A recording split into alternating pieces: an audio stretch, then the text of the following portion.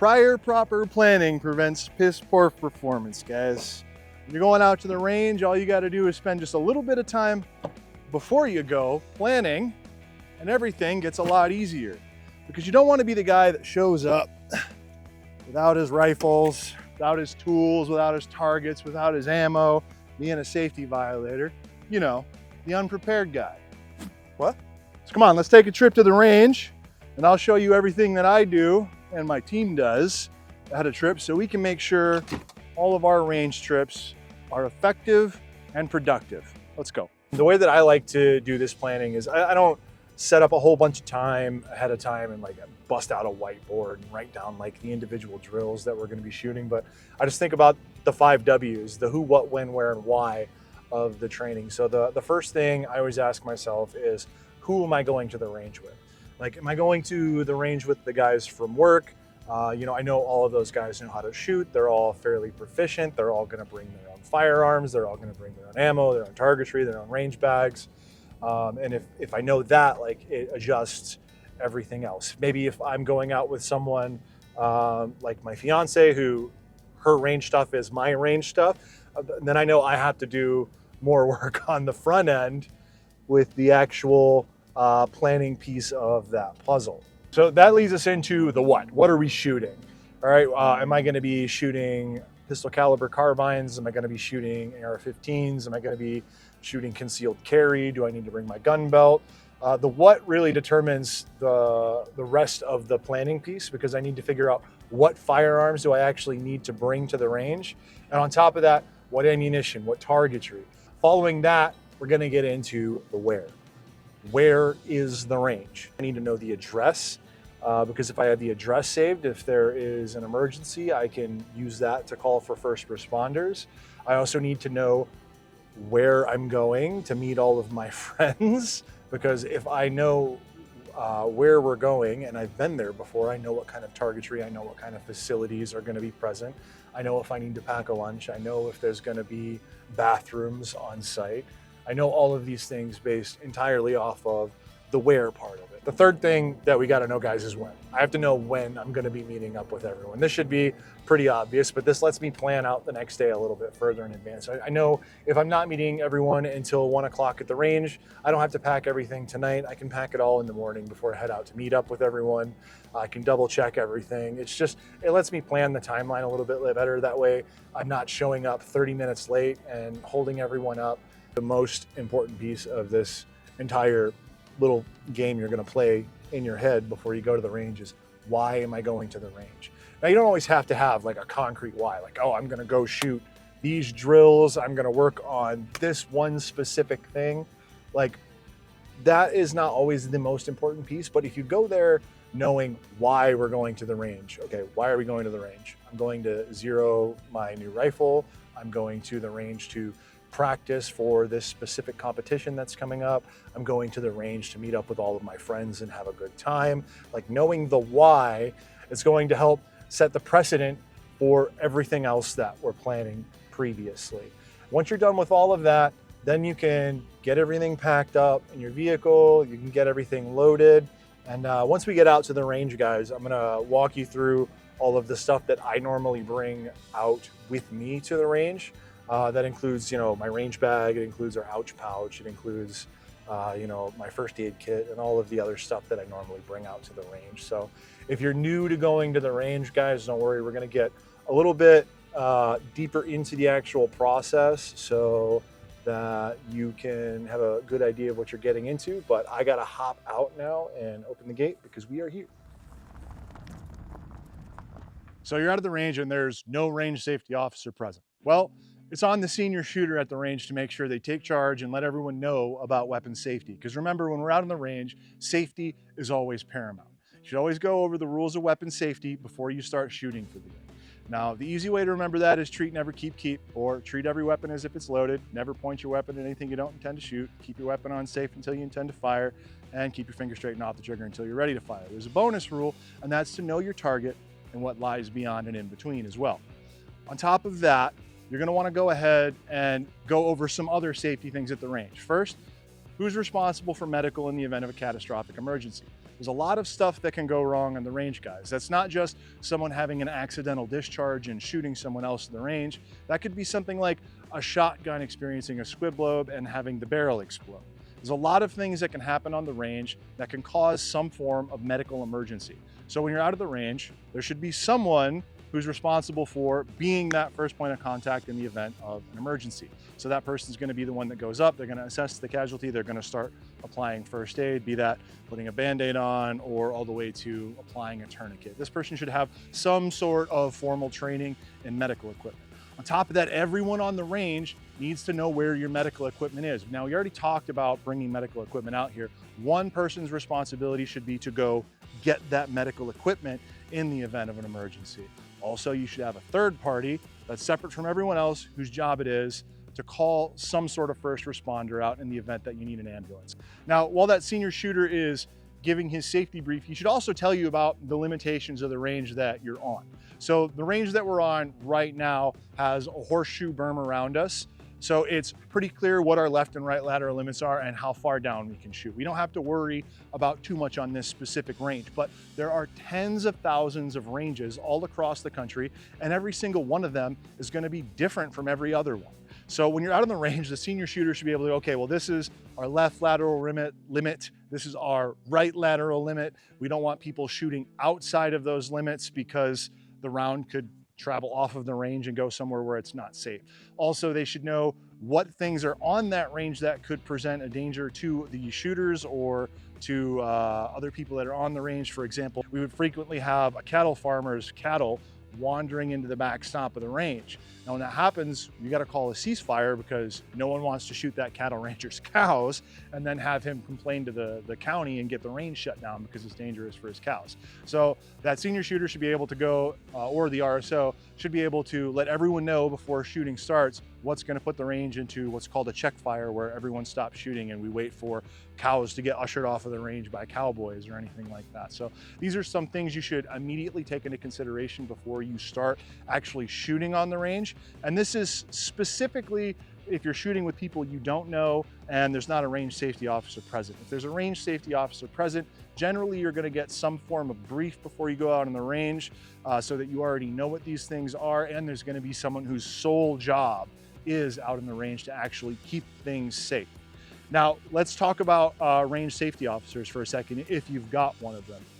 If there's a range safety officer that is actually present on the range, you should be treating that man like he's the king of the range. If he says to cease fire, you cease fire. What he says goes. He is the law on the range, you listen to him. Now, there are going to be some instances, because we've all seen the videos, right, of the range safety officer not doing the right thing. If you see that and it's not in immediate danger or threat, just go ahead and report that up at your range facilities to let them know that specific range safety officer isn't being safe. Don't make a big scene out of it right there, unless this leads into the next part, the range safety officer is doing something that's inherently unsafe. It's important to remember, guys, that when we're out on the range, every single shooter is a safety officer.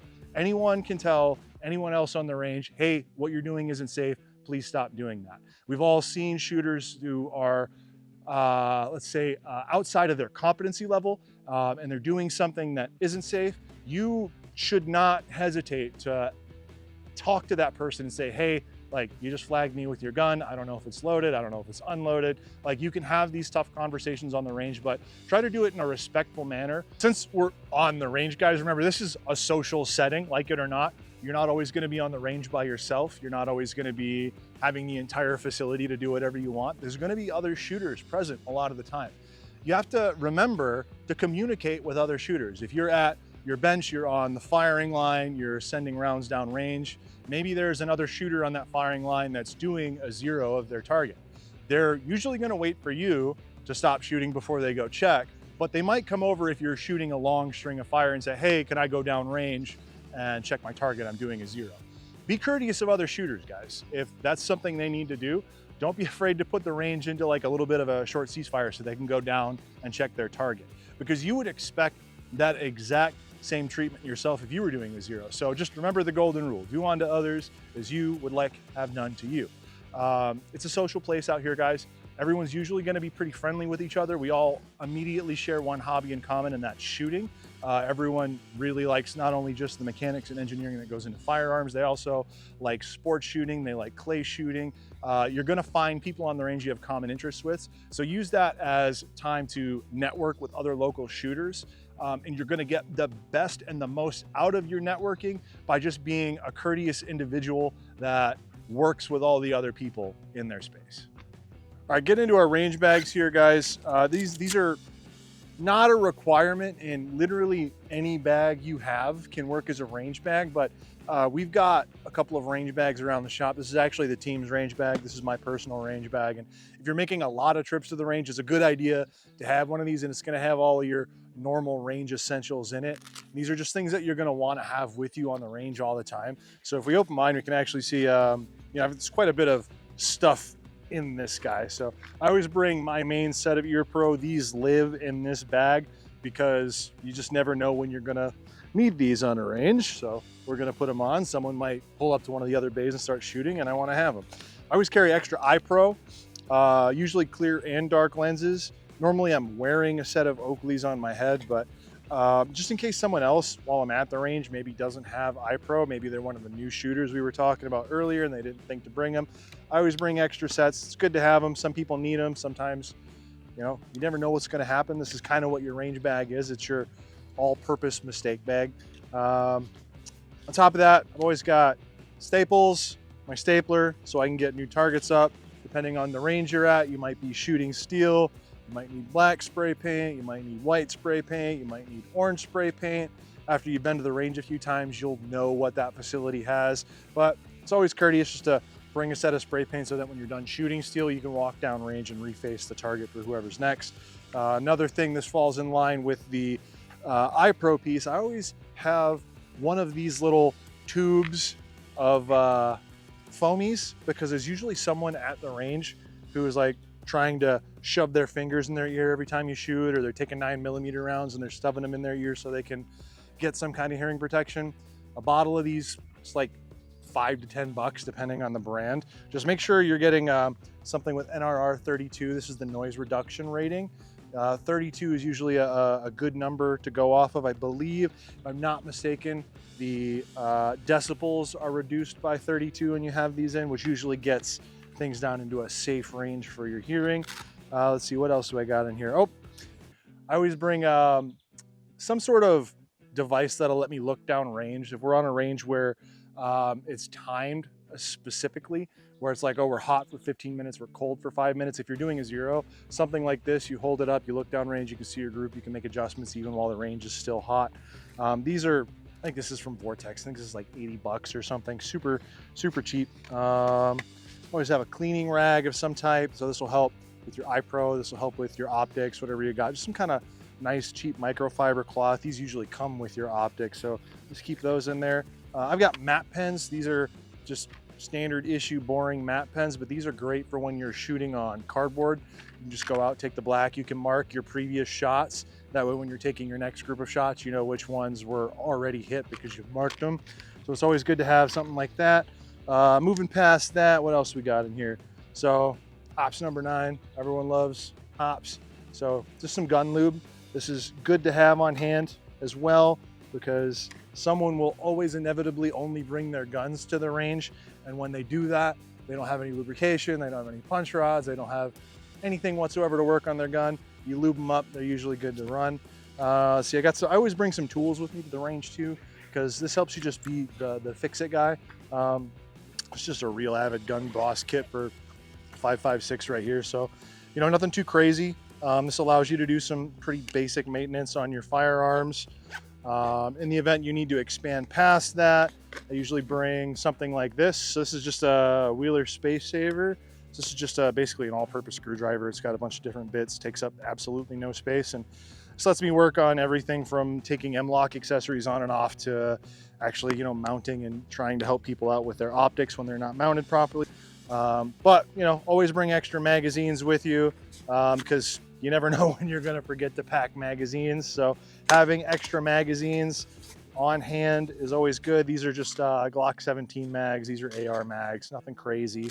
I love to do this, even because when I go to the range, I always have a plan, right? This is what we're going to shoot. And I usually bring ammo cans with me full of the ammo that I'm gonna shoot. Sometimes I'll accidentally grab a can that I think is full of ammo, but then we get to the range and I open it up and it's got like 350 Legend or just random calibers that I threw in that box, or 12 gauge. So I always bring the rounds that I'm gonna shoot the most in my range bag extra. This is 60 rounds of 5.56 and then 150 rounds of 9mm. When I'm at the range, I always bring this extra because sometimes you run out while you're practicing, and it's just good to have extra ammo on hand, you know? It's a save the range kind of thing. You don't have to leave and go to the local gun shop or something. Other pouch, this is just my carry gun. I put it in here for when I'm wearing my gun belt.